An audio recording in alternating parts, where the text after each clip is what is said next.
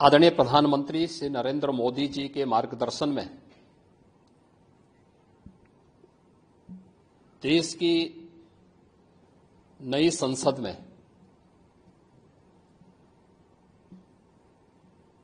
माननीय वित्त मंत्री जी ने देश का आम बजट प्रस्तुत किया है। यह बजट सर्वस्पर्शी, सर्वसमावेशी, विकासोन्मुख 140 करोड़ भारतवासियों की आशा, आकांक्षा और अमृत काल के संकल्पों को पूरा करने वाला सिद्ध होगा।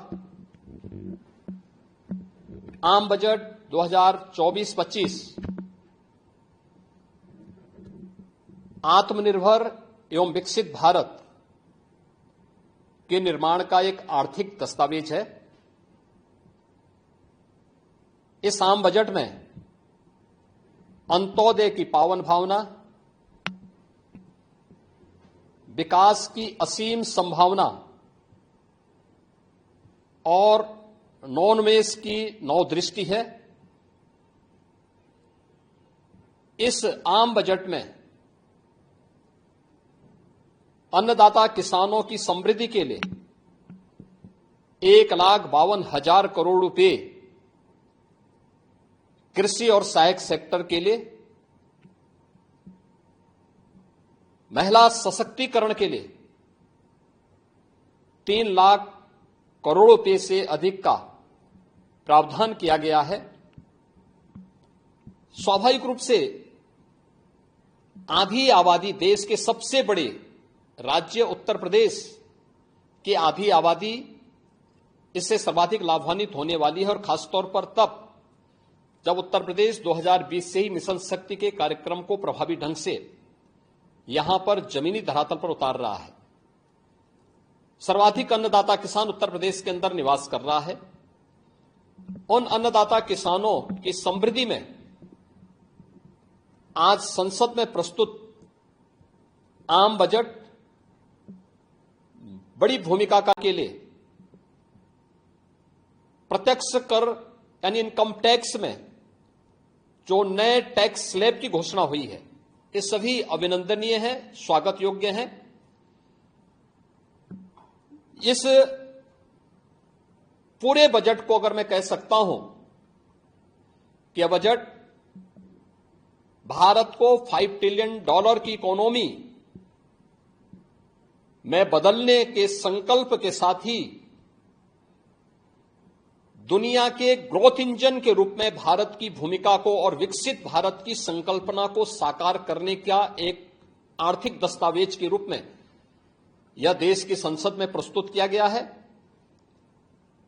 इस 140 करोड़ जनता जनार्दन के लिए समर्पित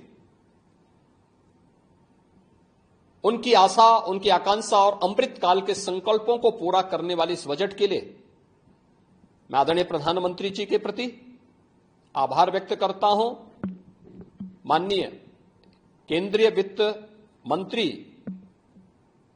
माननीय श्रीमती निर्मला सीतारमण जी को और उनकी पूरी टीम का मैं अभिनंदन करता हूं। मध्यम वर्ग को राहत देने के लिए इस आम बजट में जो उपाय किए गए उसको लेकर क्या कहना है? देखिए, मध्यम वर्गीय परिवार में टैक्स के बारे में सबसे बड़ी छूट आज उपलब्ध हुई है, और ये लंबे वर्ष समय से ये मांग चली आ रही थी। 3 लाख तक के प्रत्यक्ष कर यानी इनकम टैक्स में कोई भी टैक्स नहीं लगेगा।